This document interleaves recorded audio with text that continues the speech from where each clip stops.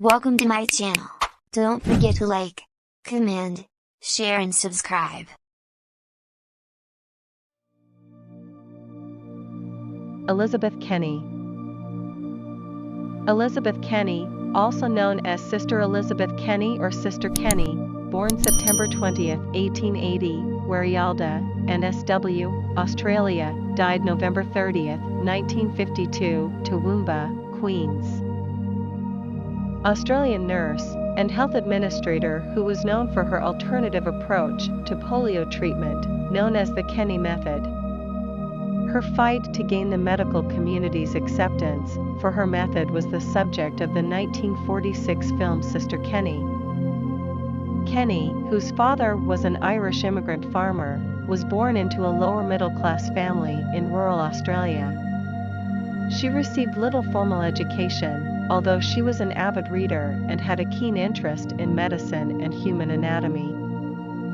Encouraged by Aeneas McDonnell, a surgeon in Toowoomba who had treated her for a broken wrist, Kenny decided to pursue her interest in medicine, volunteering at a hospital in Guyra, N.S.W, and developing a working knowledge of nursing.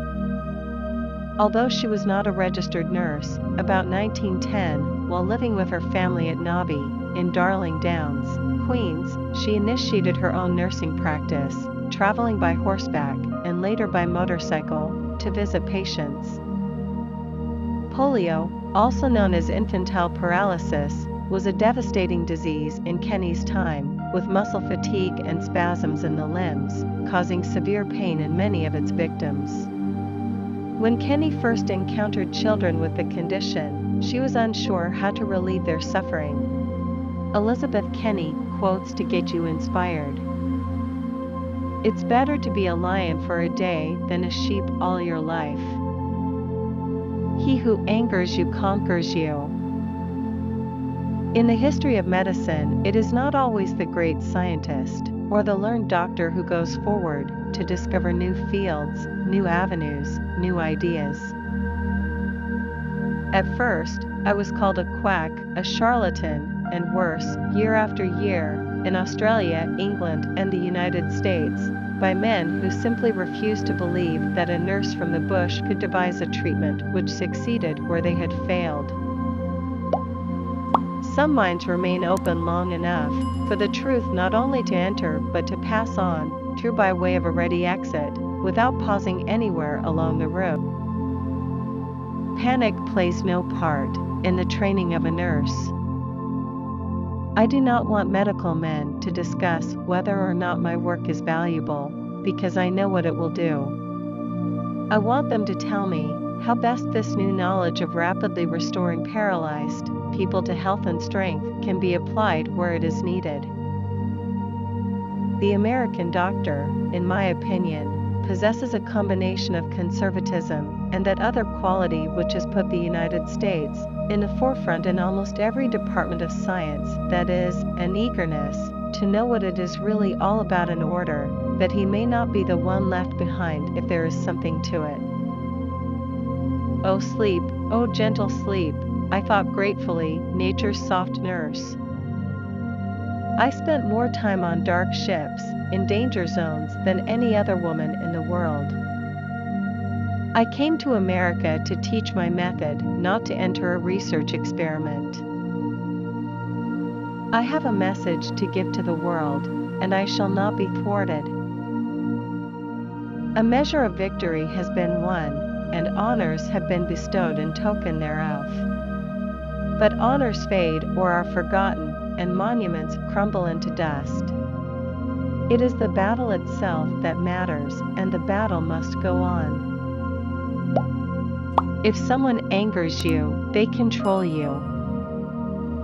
His response was remarkable for its irrelevance, if for nothing else. Memories do not always behave in an orderly way, but bloom, as it were, erratically. I was wholly unprepared for the extraordinary attitude of the medical world in its readiness to condemn anything that smacked of reform or that ran contrary to approved methods of practice. As a girl, my temper often got out of bounds. But one day when I became angry at a friend over some trivial matter, my mother said to me, "Elizabeth, anyone who angers you conquers you." I'd like to live every moment of my life, but not a moment after. It is easier to recount grievances and slights than it is to set down a broad redress of such grievances and slights. The reason is that one fears to be thought of as an arrant braggart. He looked at the book, took my name, and consulted his records. Then he informed me I had been lost at sea and was dead. Under the circumstances, he could not possibly give me any money. Even the fact that he was dealing with someone who had been dead for several days failed to awaken interest in his official heart. My mother used to say, "He who angers you, conquers you." But my mother was a saint. The record of one's life must needs prove more interesting to him who writes it than to him who reads what has been written.